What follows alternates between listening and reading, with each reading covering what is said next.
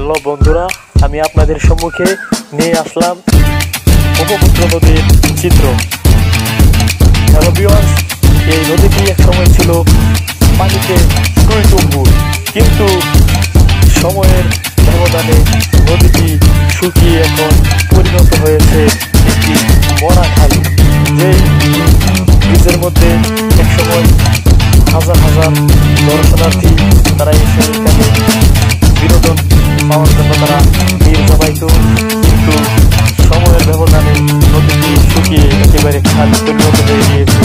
যেই নদী নৌকা এবং স্পিন বুট ছাড়া পার হওয়া সম্ভব ছিল না, সেই নদী এখন মানুষ সাঁতরিয়ে পার হয়ে হচ্ছে।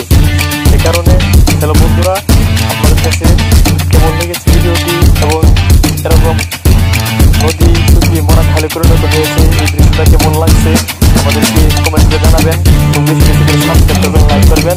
আপনাদের জন্য দোয়া রইল।